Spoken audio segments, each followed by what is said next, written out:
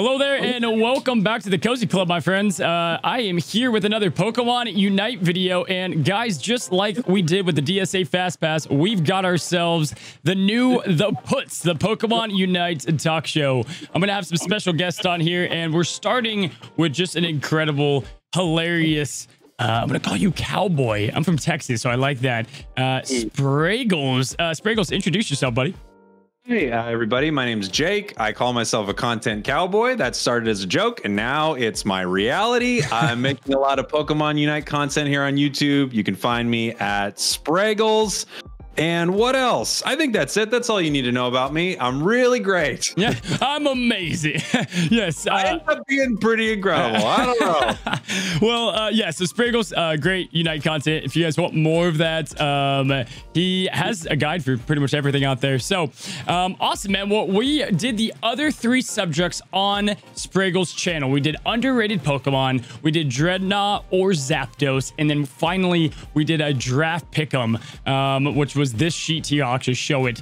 These are the teams. Hopefully you're seeing his video before this, actually, but you know, whatever. Spoiler alert, I guess. Huge spoiler. Giant spoiler there. But yes, we did some draft them, and on this episode we have overrated Pokemon. We have battle items not named Escape Pod, although it's not Escape Pod. We've said 9 times now. It is Eject Button. It's also not named Escape Pod, so it could make it in there. Yeah, it could. You know, who knows? Maybe. You know. But we're gonna be talking about the double. Essentially, that items just used all the time. We'll get to that, and then we've got the meme of the week, which is just some good wholesome comedy, just to release that dopamine in your brain, make you feel good. So we're gonna go ahead and let's kick off with a good subject. We're gonna kick off with overrated Pokemon in the game right now. I want to toss this on over to you, Content Cowboy over there. Sensei, who are you thinking is overrated in the game, good sir? Okay. I've thought this from the beginning. I still think this now. Everybody was crazy. We were just watching this Pokemon destroy people because no one knew what was happening. But Gengar is extremely overrated. It was overrated before the nerf. And I'm not crazy. All right. You sounded crazy. Tell me what. I'm not insane. And I recognize that it was going to get a nerf. I know everyone wanted it to get a nerf. I'm not saying it was perfectly balanced or anything like that, but I just think everyone encountered something that they simply didn't know how to deal with for a little bit and decided it was game breaking. It was, if you were just starting the game and I picked Gengar, I would destroy every person that ever existed. It was perfectly set up to ruin people's good time. Yes. So I know why they nerfed it. I do. But as I've said many times, when you started climbing the ranks and you would see higher level play, Gengar fell off completely. And it's because if you can stop Gengar from doing one thing, which is not that hard to do if you have a good defender on your team. Yep. I mean, Gengar throwing his Sludge and Sludge Bomb and Hex at a Snorlax, who cares? It means nothing. Right. So he's just a one-trick pony. I think, and I could be wrong here, Cozy, you might have to correct me, but I believe the term one-trick pony was created for Gengar. You know, in fact, it was. I looked back in the glossary of terms, and I looked at it as just a picture of him when you look up one-trick pony with a cowboy hat. So, you know, I would agree. I think I like that pick. I think here's the thing. I think that when he was first coming out, I was like, what is this guy? Like, what is happening here? And I think the reason there was people upset is like Lucario, you've got to do like a 5 combo button combo, you know, kind of like Street Fighter. With Gengar, you go, I press button 1, I press button 2 5 times, right? Like that's maybe where that's at. But yes, then now that you know that's going to happen, like any MOBA, like any game really, you just expect it. So you need to know how to distance yourself. You know he's going to come and try to hit the Sludge Bomb at you, you know, right away. And so zoning yourself is correct. You know what? It's funny.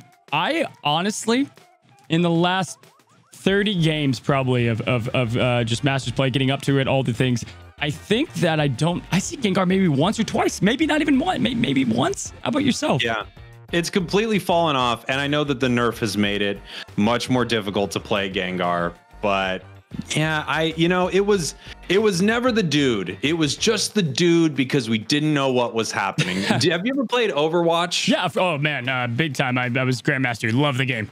Okay, great. So right when Overwatch came out, everyone thought Bastion was the end all be all. Yes. I don't know if you know, and no one knew, oh my God, it's just killing everyone immediately. And then you play for a little while and you realize it's just a big noob cannon, for lack of a better term. And it never made its way into late. I mean, like ever. And it's because people didn't know how to deal with it. Funny enough, I compare a lot to like Gardevoir's ult. I'm always talking about Zarya, and like I try to bring in the same aspects. But yes, in these games, there's always one, maybe two characters that, yes, they have very simple design, but then their ceiling right there, right? And it's not up here. And that's where I think Gengar suffers the same. I would agree. For my overrated Pokemon, I like Gengar a lot.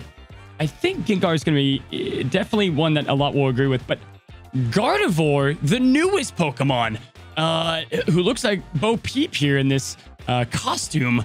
Gardevoir, I think, is a little overrated, and it hurts me to say that because here's the deal. I wanted Alakazam, and we got Gardevoir, and okay, I get it. We got to get more than Gen 1 love around here. You know, I'm a Gen 1 lover, but Gardevoir, yes, the damage is off the charts. Yes, if you took it in the practice arena, you're probably like, okay, this is the best Pokemon. Like, this thing can just do crazy things. Its scaling reminds me a lot like Garchomp's, that its late game is so rough to get around. Now, I will say that if you can do a Zarya thing and you can get your whole teammate coordinated and everybody's going to throw that ult in, you know, you're going to really probably make a big difference in the match. But that's at 1 minute left, a minute and a half left. Like, it's so late, you know, it's not a long enough game, Jake, it's not a long enough game for late gamers to really shine. I think that's where Gardevoir and Garchomp have issues. I totally agree with you. It's such a tricky thing because there are a few Pokemon that take so long to turn on and become really good. Yeah. I actually really appreciate that Gardevoir is not completely broken because I don't know if this has been your experience, but I've noticed when new characters get added to MOBAs, sometimes they're just way overtuned when they start. They're just so ridiculously good right away. Yes, all the time. And I was worried that was going to happen with Gardevoir, but I actually think it's pretty well balanced. But I totally agree, it's not that good right now. It takes too long. The laning phase with it is so rough. It's probably the roughest laner in the game. Yes, so maybe Garchomp. You know, these two Pokemon, they probably actually need to get buffed late, just so there's a real reason for you to wait so long for them to get good. Yeah, and oh, go ahead. I was gonna say, I also wanted Alakazam, so I'm a big Gen 1 lover. I've noticed right behind you, you have Pokemon Red. Yes. Oh, yes, of course. I actually have a coaster right here. Oh, yes, my brother. Blue. I love it, man. There we go. So I already know. Who was your starter? I gotta just ask you. I mean, I gotta judge you off. Dude, Squirtle. I'm a huge water Pokemon guy. I love water Pokemon. So funny enough, I know this is blasphemy that I have Charizard here, but around my entire household and actually right here, there's a Squirtle Pokemon trading card. Squirtle is my favorite. I mean, he is so Blastoise. Can we not? We just get there's so much excitement. For him. Can't wait. I saw you actually, guys. If you haven't, Spragels has a new video. The top Pokemon wants to see, and Spragels, I was gonna make a video for that too. And guess what? You pretty much nailed every single Pokemon that I'd like to see in the game too. You did a great job incorporating, I feel like, MOBA qualities, not just like cool looking Pokemon, but like MOBA qualities in there too. Yeah. Oh, thank you very much. They have the greatest roster of characters ever to draw from for this game. It's unbelievable. That's why I'm so hooked. I think that it's not like a new character comes out and you're like, okay, I have no idea who this person is, right? Like and you have to learn him. Going back to what you said about characters coming out there with Gardevoir, like I would play Smite, this other MOBA game, and I love Smite. Smite was a great game. I have almost 1,000 hours in Smite on one console alone. Man, I love Smite so much. Yeah, man, you're cut from the same cloth, man. I mean, it's the same. I have almost but by the way, can we get diamond skins in Poke? Like, could we get, dude, I would love time sank into heroes with rewards of skins. I think that would be so cool.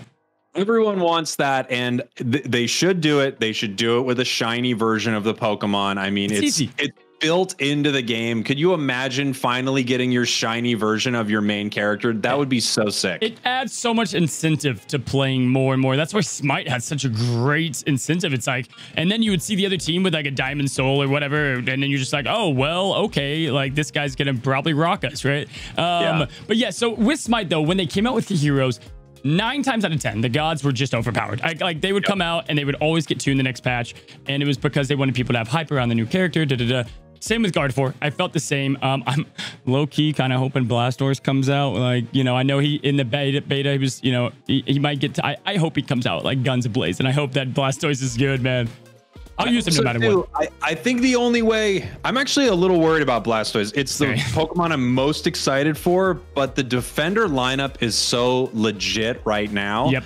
And I've watched footage of Blastoise. I've seen all of his moves, so I'm just kind of wondering where he fits in the meta, but I'm also so excited. I kind of hope he's a little overtuned because I want to play him a ton. I know, dude. I feel like, yeah, he like kind of pushes people. So it's going to be like a weird, but again, like Gengar wasn't the best in the beta, and at the beginning he was like, I don't know. Like, I feel like they might touch him up. We'll see. Hopefully they maybe that's why he's kind of delayed a bit or whatever, coming out a little bit later. But yes, Gardevoir would be my overrated at the moment. A lot of tier lists. You're totally right. That's a great pick because it just came out, so people are excited about it, but it really it takes so long to come online that it just feels like there are so many more Pokemon you could choose. 100%. Even if you're Garchomp, when you go to the I always mess up the middle Garbite, you feel like you at least have a little something going there, whereas like when you get to mid form, it's like it just really, you just feel hopeless. Like Future Sight's pretty solid and Psych Shot's solid, but I agreed. Okay, let's get to the next one. I like that subject again. I feel like we could talk more than just on those two, but we'll go to the next subject, and that is going to be battle items. And Spragels, before we get to the subject, how about you kind of just break down for the viewers here, like what is the problem at the moment with the battle items? Well, the problem is one of them is just better than everything else. It's kind of what's happening with held items as well. You know, there are just a few that are unbelievably good and others that don't seem to fill their role very well. And right now the eject button, which I think they are making the escape pod soon, the eject button is just the best. It's without question the best item. There are situationally other items you could choose, and maybe if you're running a pre-made team and you all have a plan around this, you could go for it. But yeah, the ability to not get KO'd is basically what the eject button gives you. If you just use it right, you can see when there's just one little you and there's 3 guys coming like this, and you just that little bit of distance, and all of a sudden you didn't get KO'd. You didn't feed in that moment. And the cooldown's not bad. What is it, 55 seconds 55, or something like that? 55 seconds, which is not bad at all. I mean, I would agree. First of all, you just wait for the escape pod meta, by the way, good sir. It's going to zoom you across the map. Yeah, you know, I'm working into it here. We'll see what we can do. Yeah, it'll be a big game changer there, you know. But eject button, here's the thing. There's not a character that I don't like running it on. I like even Talonflame. I had Talonflame. I was like, okay, I'll do Fluffy Tail because I need a little help in the jungle to get it. And I'm like, no, I love having eject button and getting closer to the Drednaw and trying to fly and take the kill. And it's not only that, but also there's some characters that I do mean it's essential on. Like Charizard is one of my favorites. I love the Zard, love the man. His mobility is about the same as like, you know, Shaq crab walking. It's just so slow, and it helps. I love that eject button gets you through walls. Like that first jungle wall that you can go through is just, it's a game changer almost. Yeah, and you're right. You can use it offensively, you can use it defensively. It's just nothing comes close to it. I remember at some point full heal was kind of like, well, to deal with Gengar, maybe full heal. But in general, I think we're going to see eject button get nerfed pretty hard. I'm guessing the cooldown on it's going to skyrocket. I would assume that I think it's the cooldown. I don't think they'll adjust much outside of it. I think the cooldown, like 120 is goal getter. That's the highest. I think we'll see like maybe even and I mean, they could rock a 130, I mean, it could hurt, like, and it still would be really good. You just have to be more careful with it. Yeah, and I think that's probably right. I think we could easily see it get up to 90 seconds or something like that. We could see it get up to 2 minutes. It's still, even if it was at 2 minutes, I'd probably use it for sure. Yeah, so agreed. Yeah, probably. I'll say this. So let's both pick one that's not eject button. I would say for mine, I will say this. I'm not going to talk about, but full heal. You're right. Like Cinderace full heal. I'm seeing a lot out there. Like your big ADCs, your carries. They're going to do well with full heal, I feel like, at certain times, but just because it doesn't stop them. Goal Getter, though, has slowly became one of my favorites. Now, I don't know if this is just because in standard matches you can dunk so many goals and you're able to really stack attack weights and stack those goal stacking stat items. But I feel like Goal Getter has been a game changer in certain matches. If Eject Button was wiped off the face of the planet, Goal Getter would be my next, because having a 50 burger of a score and being able to half that is just, it's insane. It's honestly insane, especially in game. It's crazy. Yeah, you pair that with a score shield on, a tanky Pokemon. I've been running score shield so much. It's such a fun item. So you put that on a tanky Pokemon, you take, a Crustle, you run it across the map as fast as possible. You pop your Goal Getter, you have a score shield, you're probably dunking 100 points right now. And that's huge, and I could see strategies evolving around that. And I do see it more in some high play. You'll see, oh, no one's grouping at Zapdos right now. We have someone going top and someone going bottom. I saw earlier that Machamp's running Goal Getter, so he's going to try to dunk 100 right now. 100%. That's been, I've been seeing that a lot more too. It's been, I mean, we said it back on your channel when we were talking about, but Crustle with his ult, like I said, like you said with Goal Getter, that 100, I mean, 5 points can win a game. 100 is a big decision maker. And Zap, I think the higher, a lot of people don't understand this, but at that top in play, Zap is almost not even a thing. It's because the team fights are just they're so heavy and so quick that those bottom, you're able to get your whole team. If you win one team fight and keep most of you guys alive, you still get 400 points, 500 points. It's pretty crazy. So Goal Getter would be my choice. What about you? Well, it's tough, because I also probably would have picked Goal Getter, but I do want to talk about something I've seen happening lately, which I just think is funny to watch, and that's using XSpeed on Snorlax. Yes. I've seen people pop an XSpeed and then put their block up and just start pushing people across the map, and I'm thinking, this is actually a pretty fun play. Wait, I love that. I kind of love that. I didn't even think about that with the barrier. That would be, oh man. That thing already shoves me across the map. I can't even imagine.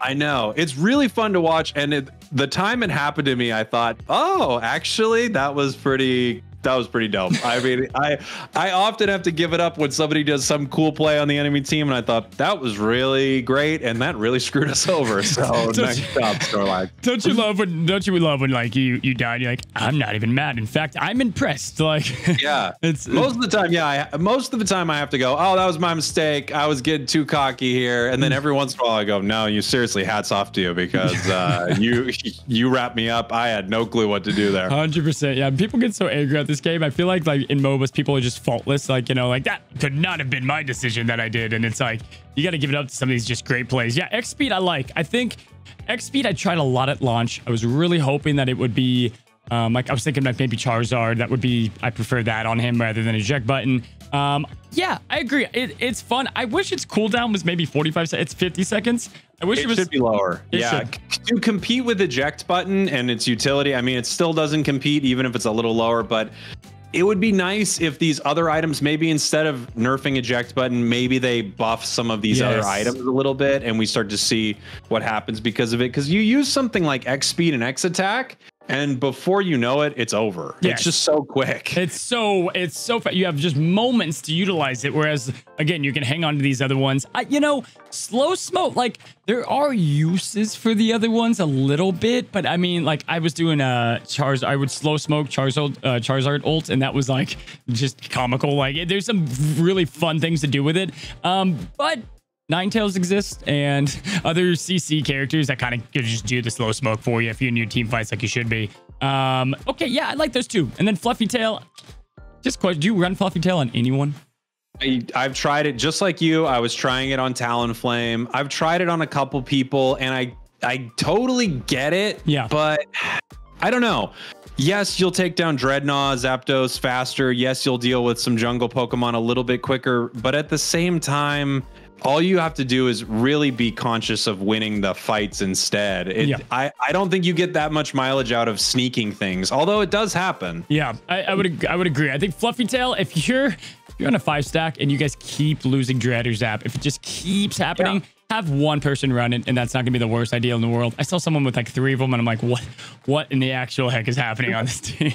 I mean, look, I could totally see a strategy around it, and like you said, one person on a 5-man team, sure, yeah. I totally get it. Yeah, absolutely. All right, well, those are gonna be the battle items, and our last one, gonna be more of a quick segment, but our last one we have here is going to be the meme of the week. Now, Reddit has some really good ones. I've seen, man, I can't tell you how many great memes on there.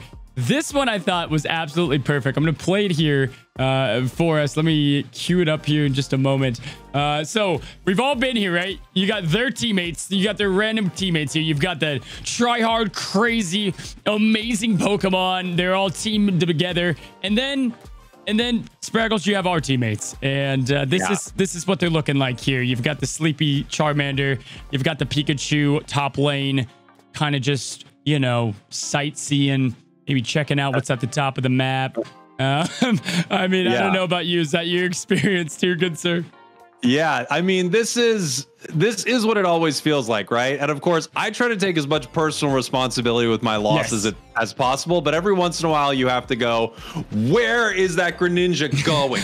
Nothing is happening over there. You're not going to score. You're not going to farm. You're not going to do anything right now. We're all down here fighting for our lives. And you are nowhere to be found. Picking daisies up there. I mean, and that's the thing. It's not even that I get like rageful at these people. For me, it's just, I just feel like it's like when I solo queue, when it does happen, it's like my randoms, they're like, you know, fresh off the new, you know, Pokemon Unite train. And then their randoms, they're like, you know, and it could be they're probably together, but like, but they just seem like the coordination and the ult moves. And, but yeah, man, I mean, we've all been here. I feel like this was stupid relatable.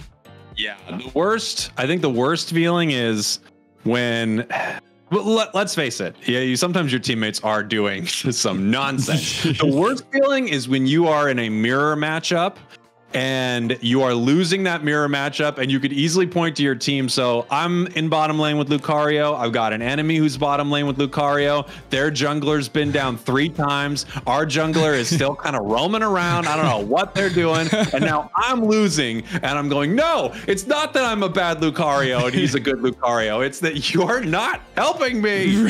Right. I can't tell you how many times, either in Overwatch, this game, the game I played DSA, where I'm like, you try out a new character, right? Like a Pikachu, and you get stopped and you're like, was I bad? Was I bad, or was it that Snorlax that was at spawn doing circles, you know? There's definitely some, and I think the reason with this, we'll wrap up, but I think the reason of this is it's a Pokemon game first. And so you have a Nintendo game that's a free Pokemon game. You're going to get, and the first launch the launch week was just an apocalypse of just people that did not know what a MOBA was. It was very crazy. One of my videos, I said it's not the good old days of Charizard and you could just smack everyone around in team deathmatch. Like it's calculated, right? So I feel like there's been a learning curve for a lot of people, and this is probably, Spragels, I would say, I don't know, what have you seen? This is probably a lot of people's first MOBA. Yeah, which is really interesting. I know. And look, right when the game came out, it was wonderful for me. I was the best player in the world, apparently.